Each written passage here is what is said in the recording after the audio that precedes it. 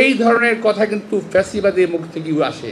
কবর দিয়ে দেব, মেরে ফেলবো, কেড়ে ফেলবো, এই সমস্ত কথা কিন্তু ভালো কথা নয়।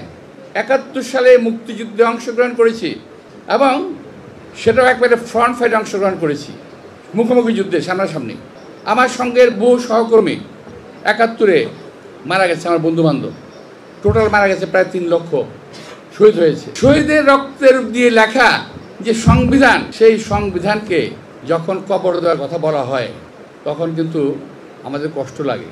আমরা তোমাদের সিনিয়র হিসেবে, তোমাদের অগ্রজ হিসেবে আমরা কষ্ট পাই যে এটা কি করছে, কথাটা এইভাবে বলাকে ঠিক হলো?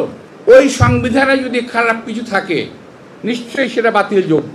যদি নতুন করে সংবিধান লিখতে হয় তাও তো লিখতে হবে আগের অমুক সালের সংবিধান বাতিল করে এই সংবিধান জারি করা হলো, এটা তো লিখতে হবে। তো সুতরাং এই সংবিধানকে সংশোধন করা যাবে। আজকে প্রথমেই আমাদের সন্তানদের কাছে, অর্থাৎ যারা এই ঘোষণা দিয়েছেন, বৈষম্যী ছাত্র আমাদের ভাইদের কাছে, সন্তানদের কাছে অনুরোধ জানাবো, কথাগুলো বোঝার চেষ্টা করবেন, ভুল বুঝবেন না। সেটা হলো এই ধরনের কথা কিন্তু ফ্যাসিবাদের মুখ থেকেই আসে।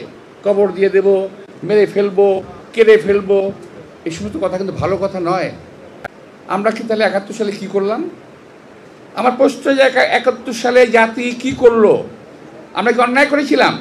আমি জানি একটা পক্ষ বলবে যে হ্যাঁ, ওই দিন পাকিস্তান থেকে বাংলাদেশকে স্বাধীন করে আপনারা অন্যায় করেছেন, বলতে পারেন, স্বাধীনতা আছে। কিন্তু আমরা কি অন্যায় করেছিলাম যুদ্ধ করে, এই দেশকে স্বাধীন করে?